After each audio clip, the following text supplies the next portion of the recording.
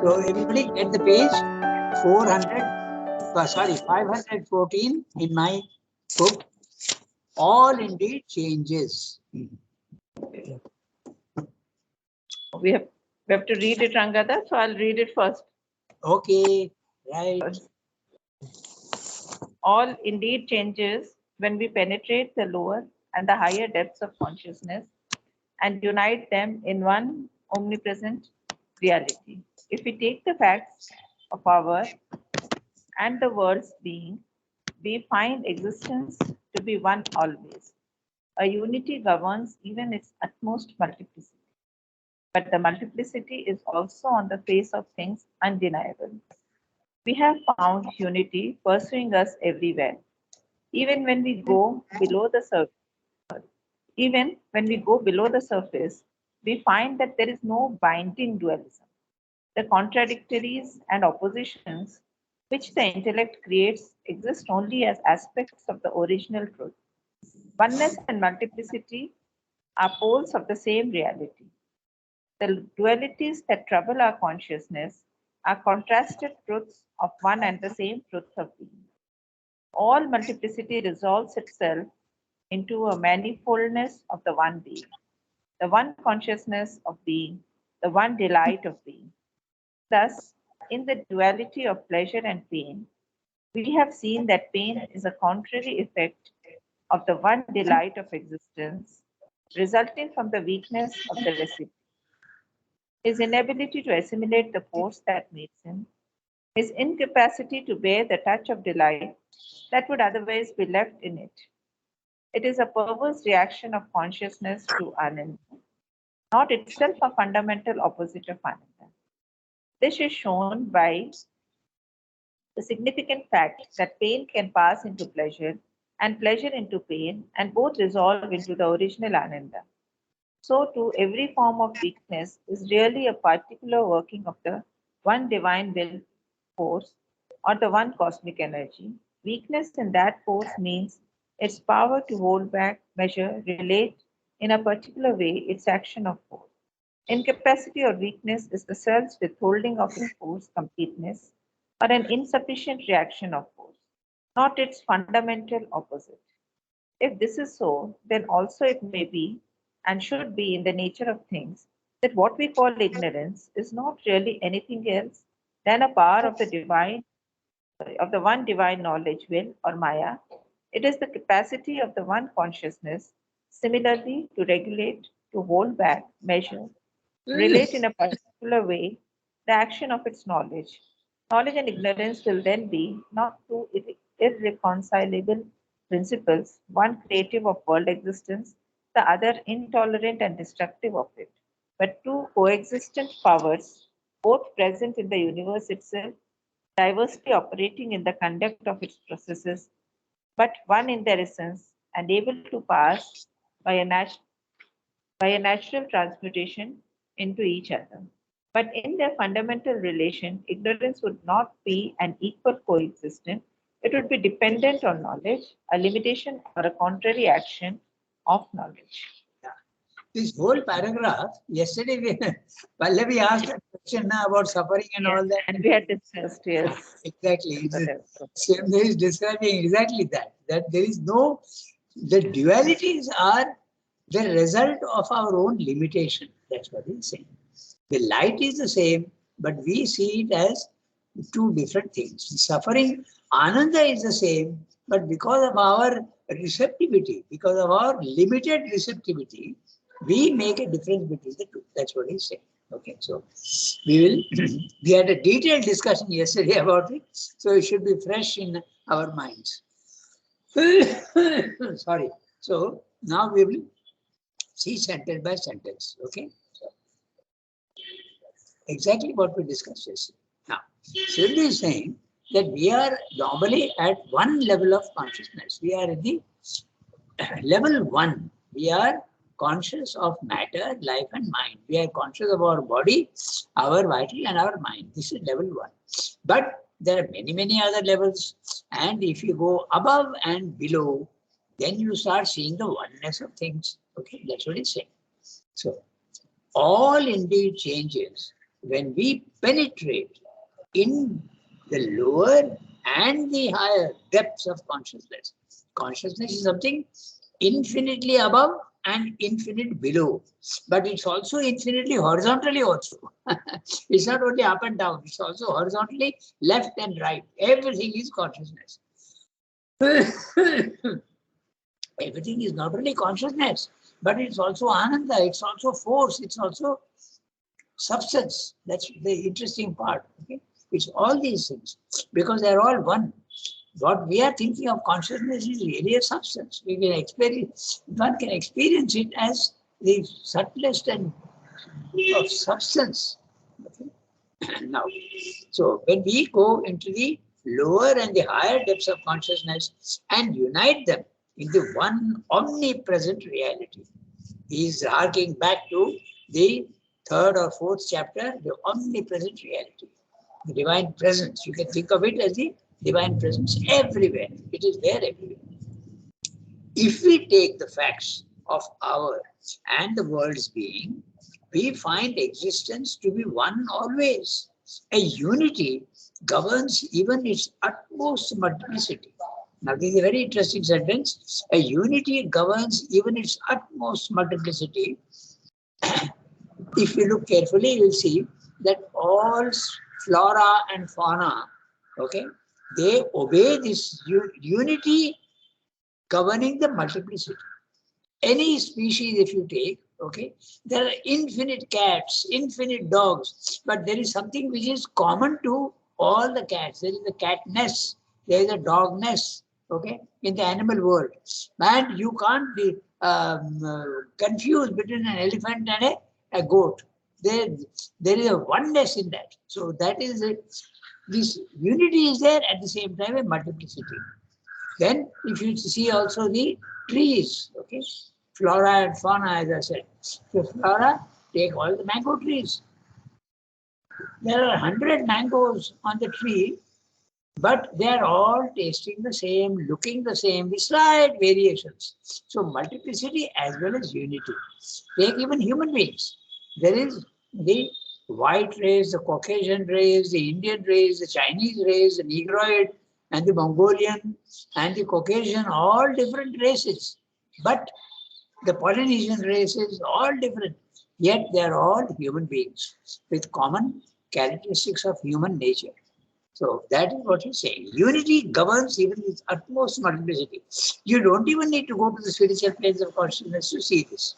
But now it's a mental idea, unity and multiplicity. But when you go into the spiritual planes of consciousness, it becomes an absolute experience. You actually see the oneness. Now we are thinking of the oneness, but at that time you will see the oneness.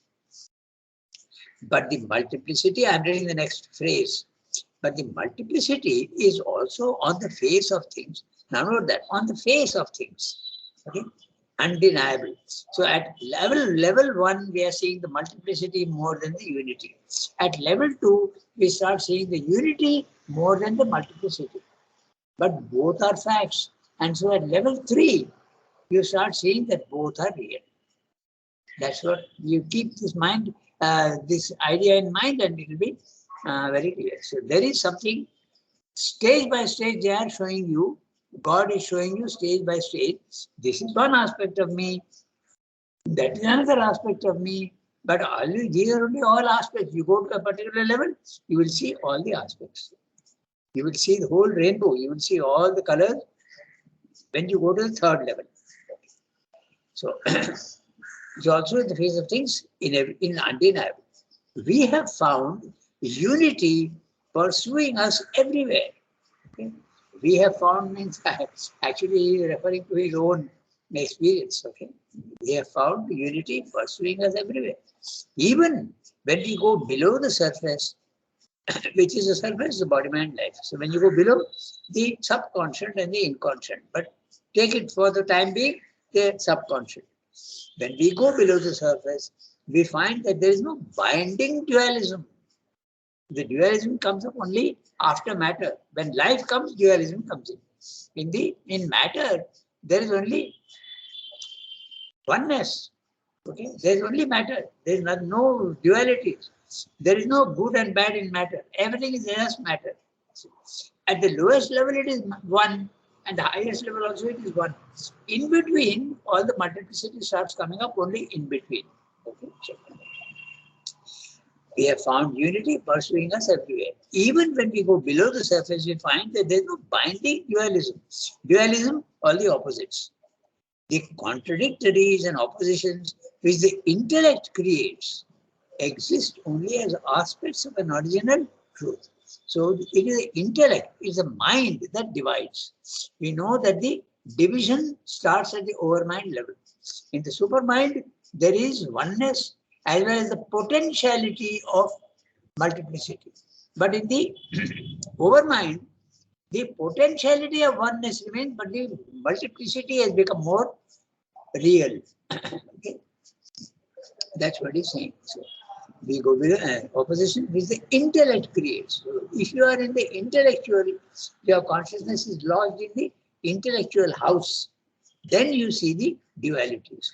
But if the consciousness goes to the next house above the intellect, which is the spiritual planes of consciousness, you start seeing the oneness more than the multiplicity. Creates only as aspects of an original truth. Now, oneness and multiplicity are poles of the same reality, negative and positive. The dualities that trouble our consciousness are contrasted truths of one and the same truth of being. So you can think of them as one and this. Because the divine is creating infinitely, he creates positively and negatively. Are contrasted truths of the same. They are contrast, but they are truths. It's not that light is truth and darkness is not a truth. It's not falsehood. It is another aspect of light. All multiplicity resolves itself into a manifoldness or a manifoldness of the one being, the one consciousness of being, the one delight of being. Shankara explains this by the moon being reflected in troubled waters. In troubled waters, you will see several moons, whereas the moon is actually only one. So the intellect is the troubled waters. The intellect is that which is breaking up all the oneness of things. Okay. So all multiplicity resolves itself into a manifoldness of the one being, the one consciousness, the one delight of being. There you are. It is not only substance, but it is substance, consciousness, and delight. But he has said not use the word force, because consciousness includes force also normally. Sat Chit Ananda. They don't speak of force separately because consciousness and force are very often at the highest level very clearly, but consciousness does give you power also. That's why it is not Satchidananda. They don't speak of power separately. But sometimes they do. Okay, there is a man who had some spiritual experience, and he has got a whole following. I don't remember his name now, but he wrote a book called Chit Shakti Vilas. Chit and Shakti Vilas. I don't remember his name now. I keep forgetting. But he had some experiences, and he wrote that book, Chit Shakti Vilas. So, thus, in the duality of pleasure and pain, we have seen that pain is a contrary effect of the one delight of existence resulting from the weakness of the recipient. No, weakness of the recipient. You are not able to bear the light that comes in. Okay? So you start seeing, I'll mention some things which are the weakness very clearly. I had gone to Madurai once for the eye checkup, Arvind Eye Hospital, and when they were examining the retina, my God, that light is so intense that you can't bear it. I had to actually close my eyes, and Dr. Venkateswamy had to again and again tell me to open my eyes, and he was going on. It's impossible to bear, so intense. We have got limitation. Even human beings, when the pain is too much, we faint. We are not able to bear that pain because of the weakness. That's what Sridhar is saying. The weakness of the recipient, his inability to assimilate the force that meets him, his incapacity to bear the touch of delight that would otherwise be felt in it. It's a perverse reaction of consciousness to Ananda, not itself a fundamental opposite of Ananda.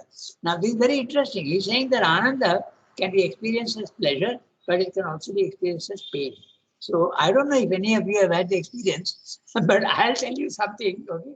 Because I've been reading this and you start observing things, okay? So, I like to use hot water naturally in winter, okay?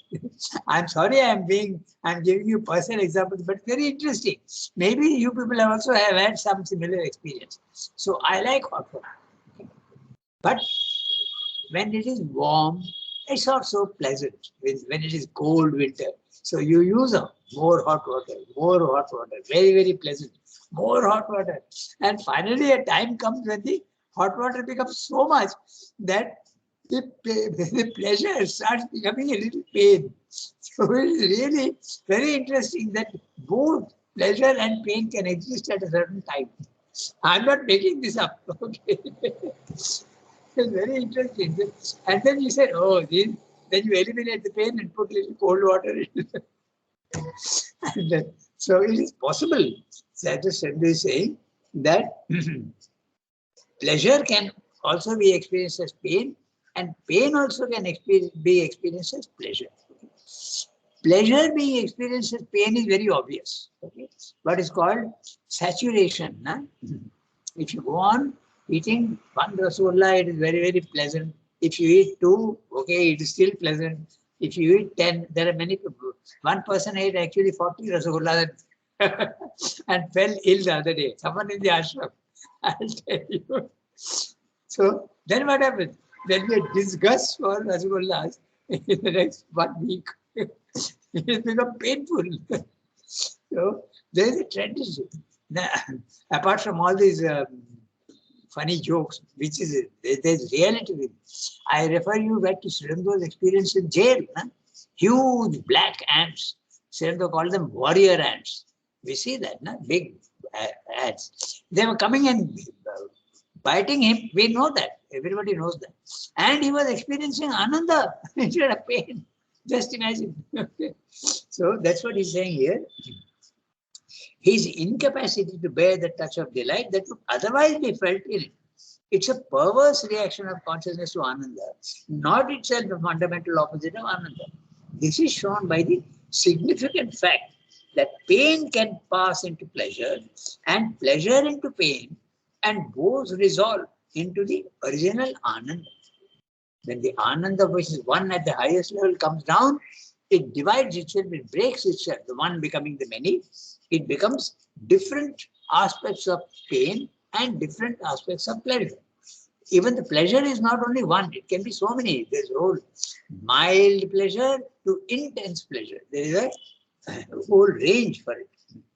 So too, every form of weakness is really a particular working of the one divine will force or the one cosmic energy. So he is talking of another, now he is talking of the force. Okay, that also can be. So too, every form of weakness is really a particular working of the divine will force or the cosmic energy. Weakness in that force means its power to hold back. He is explaining how that force can reduce itself, measure, relate in a particular way its action of force. Incapacity or weakness is the self's withholding of its force completeness or an insufficient reaction of force, not its fundamental opposite.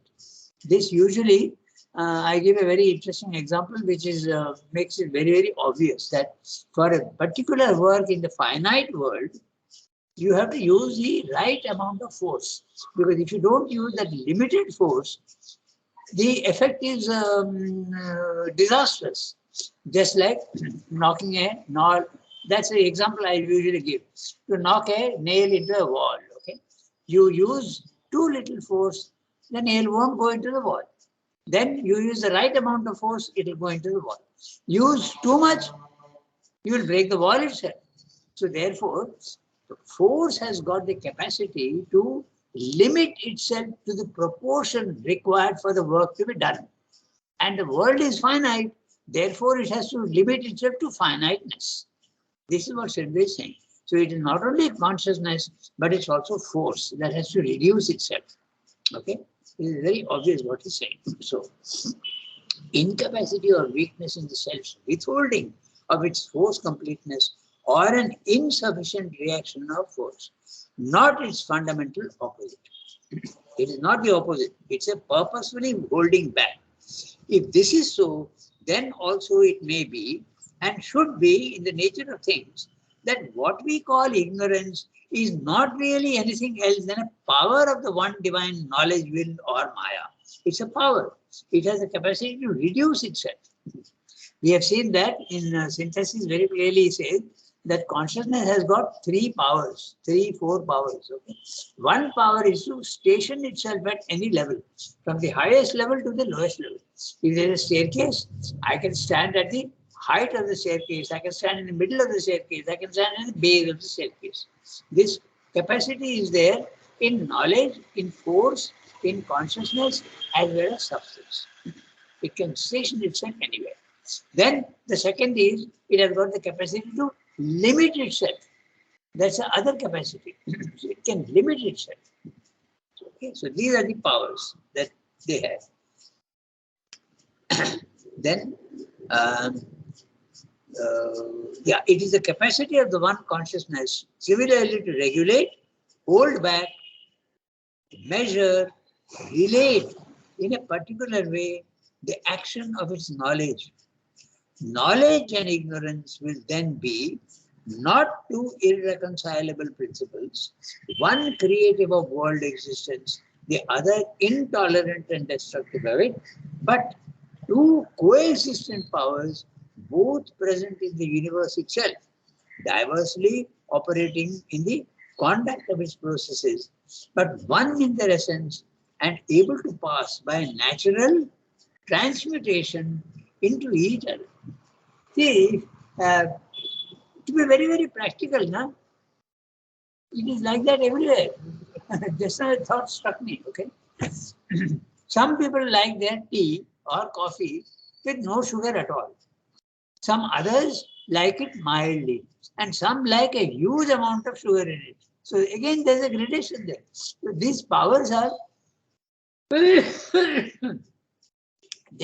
in consciousness, in Sat, in Chit, and Shakti and Ananda.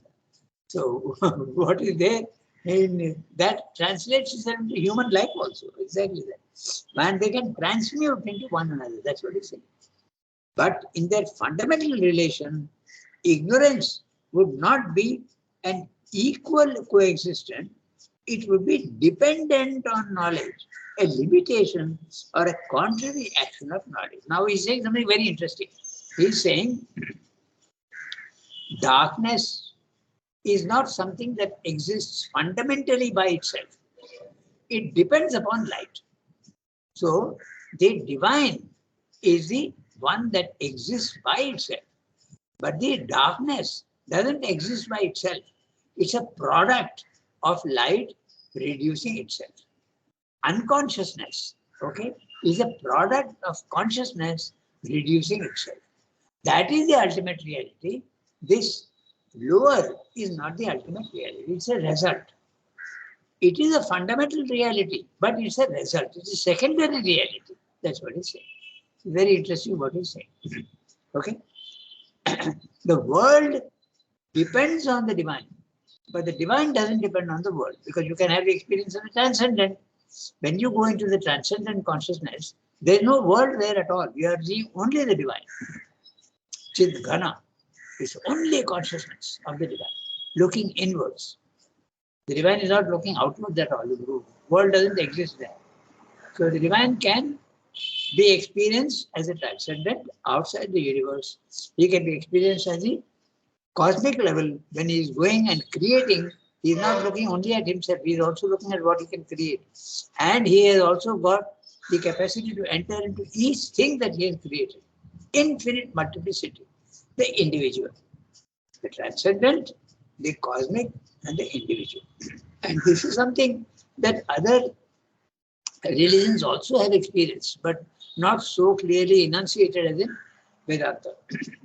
So in Christianity also you have the same idea. You have the Holy Ghost, which is the transcendent. Then you have the Son of God. Okay, the Son of God is the individual. So there is God, there is the Holy Ghost, and there is the Son of God. He is the individual. The ideas are there everywhere because the experience is same for everybody. Okay, so this is what we say. So the oneness and the multiplicity are both realities of the oneness of the divine consciousness. That's what we say. We don't need to think of the lower as being something negative. You don't need to think of it like that. We think of it as being negative because when I am in this condition and I go to a condition where is the opposite, then you find it so wonderful.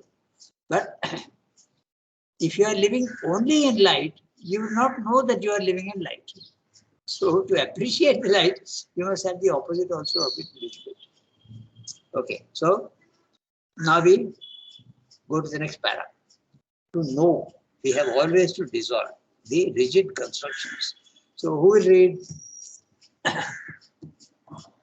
Archana, yes, do that. To know, we have to always. We have always. To know, we have dissolved. To know, we have always to dissolve the rigid constructions of the ignorant and self-willed intellect and look freely and flexibly at the facts of existence. Its fundamental fact is consciousness, which is power, and we actually see that this power has three ways of operating. First, we find that there is a consciousness behind all, embracing all, within all, which is eternally, universally, absolutely aware of itself, whether in unity or multiplicity, or in both simultaneously, or beyond both in its sheer absolute. This is the plenitude of the supreme divine self-knowledge. It is also the plenitude of the divine knowledge.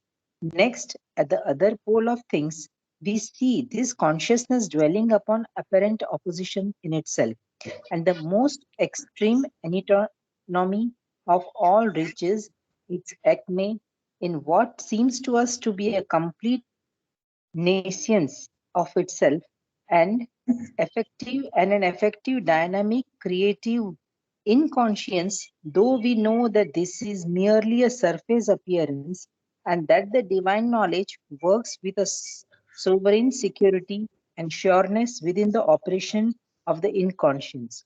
Between these two oppositions, and as mediator, we see consciousness working with a partial, limited self-awareness, which is equally superficial, for behind it and acting through it is the divine all-knowledge.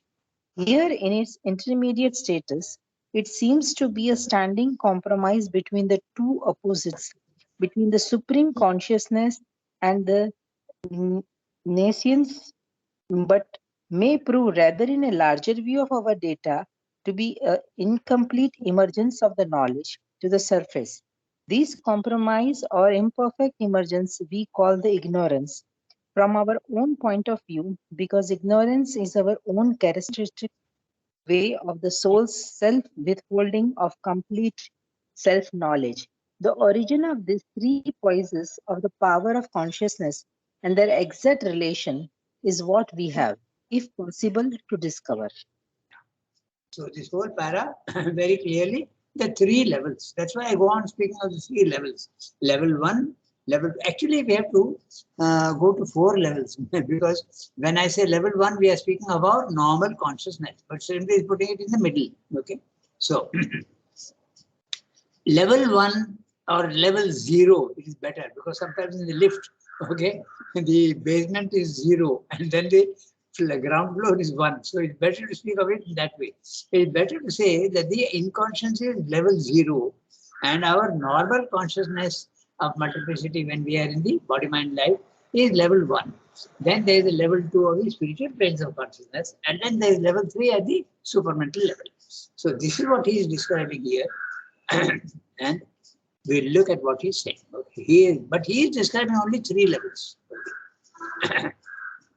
Because when I use the word level, then we have to use 4. The inconscient level 0, the normal consciousness level 1, the spiritual consciousness level 2, and the supramental consciousness level 3. Actually, there is a level 4 also, which is the unmanifest. Okay. No, anyone going there cannot come back to give a report. Because if you go there, you become infinite and dissolve. There is no more personality. Who is going to come back? You can't come back. Okay. The wave dissolves into the sea. So that's the 4th level, which they call Turiya. Okay. No one can go experience that and come back. Maybe in future it may be possible, but right now, no. Okay. So I now go to each sentence. We have the time. To know. To know what? Rangada, Yeah. tell me. Rangada, Turiya can be now equivalent to supermind, no? No, I think Turiya is, it's, these things are very flexible. But Yeah, Turiya, because when earlier it was coined the 4th, it means Turiya means the 4th, Huh. and that time it may have meant the transcendental, thing. Yeah. But now with supermind coming in, it could be the 4th. You are justified in saying that because these planes are all, as I said, they merge one into the other. Now, but normally when you speak of Turiya, the 4th, it is the unmanifest. Now you can't say, at present supermind is unmanifest, but it is manifested. Earlier it was not manifested. So you could speak of it as Turiya. But now it has manifested in the world. Now it is available. Because as evolution goes on progressing, more and more the higher planes will be manifested below and it becomes available to man. But in the earliest spiritual history, it had not manifested. So you speak of it as something unknown. Okay? But now that it has been brought down into the physical world, exactly similarly, in future also, more and more of the unknown levels will become known. Because that's exactly what evolution is. So, Gitanjali, you are right. At the same time, we have to be very careful about what we are saying. Okay. At one time, yes, Turiya was the supermind. But now there is something even beyond supermind which you cannot know. Basically, by Turiya, what I understand is the unmanifest. Okay. So supermind, of course, it is unmanifest to us, but it has manifested in the physical world and is working. Those who can see its action, they see it. So these are the, in fact, the term Turiya is used in this sense. Okay, there is the level 1 is the gross world, level 2 is the subtle world, and level 3 is the causal world. And when you say causal world, we know that it is supermind, which is the causal world. So then there is Turiya, which is beyond the supermind. That is a normal understanding. Okay, because when you in the Mandukya, the Om is that, no? The Vaishvanara, Tejasa, and that's right, the same thing. Yeah. And the 4th is the Turiya, and I thought always that the 4th was the Samam Brahman, the Satchidananda. As I said, it depends on how you are drawing the line. Huh? It depends on where you are drawing the line. At one time, you could consider that the superman also was the unknown. But there is something always more and more. It's a gradation. It's not a staircase. So it's like a ramp. So you can say that in a very flexible manner. And also you must remember that our mental conception of things makes a very clear division. They want to see like a staircase, but it's not like a staircase. It's more like a ramp. So it depends on where you are drawing the lines. No? So that's what you have to see. So somebody is saying, to know, we have always to dissolve the rigid constructions. There you are. Okay. You have to get rid of the rigid constructions. Then to speak of very clear, definite levels is difficult. Okay. To know, we have to dissolve, always to dissolve the rigid constructions of the ignorant and self-willed intellect and look freely and flexibly at the facts of existence. So let this sentence seep into your consciousness, okay? You have to look freely and flexibly at the facts of existence. Its fundamental fact is consciousness, which is power, Chit Shakti. Consciousness is power. And we actually see that this power has three ways of operating. So first we find that there is a consciousness behind all, embracing all, within all, which is eternally, universally, absolutely aware of itself, whether in unity or multiplicity, or in both simultaneously and beyond both in a sheer absolute. So there is a consciousness behind all, embracing all. This is the, and within all. Within all is the individual. Behind all and embracing all is the cosmic. And then he's saying, and it's beyond both and in sheer absolute is the transcendent. Okay, very clearly what he's saying. Look at the words carefully. You'll see that he's talking of all. First, he's talking of the cosmic, behind all. Okay, and embracing all. This is the cosmic. The word is very clear. Embracing all. It's there everywhere. Within all is the individual. Within all, even in the stone, even in the caterpillar, even in the worm, it is there. Okay, within all, that's the individual, which is eternally, universally, absolutely aware of itself, whether in unity or multiplicity, or in both simultaneously, or beyond both in its sheer absolute. Beyond both is the transcendental. So he's talking about the consciousness which is there everywhere. This is the plenitude of the supreme divine self-knowledge, the highest. Okay, this is the superconscious in a very large word that includes all the planes above this spiritual planes of consciousness, superconscious. Next, at the other pole of things, we see this consciousness dwelling upon apparent oppositions in itself and the most extreme antinomy. Okay, antinomy, you have to be careful. Very often we use the word anti-money, but anti-money is a metal and antinomy is a contrast, the difference, the oppositions. Antinomy of all reaches its acme, its summit, in what seems to us to be a complete nescience of itself, an effective, dynamic, creative inconscience. So first he has spoken about the superconscious, which is there everywhere, and the superconscious takes three levels: transcendent, cosmic, and individual. Now he is talking of the lowest, inconscious, total antinomy of light, total antinomy of consciousness, total antinomy of ananda. But it is creative. Note the word is very interesting. Huh? He's saying it's a complete nescience of itself. You can pronounce the word nescience, or you can also say nescience, because science after all. Huh? So nescience. Some people pronounce it nescience of itself. Nescience, lack of consciousness. An effective, dynamic, creative inconscience, because life is coming out of matter. And matter also is coming out of the inconscious. So it is dynamic and creative. It has got the power. The power is there hiding. Okay? So very interesting. Don't think that inconscience is total absence of everything. It is the it is the seed of everything. Apparently, in the seed you don't see the tree, but that's what he's saying. It is interesting word, dynamic, creative inconscience. Though we know that this is merely a surface appearance and that the divine knowledge works with a sovereign security and sureness within the operations of the inconscient.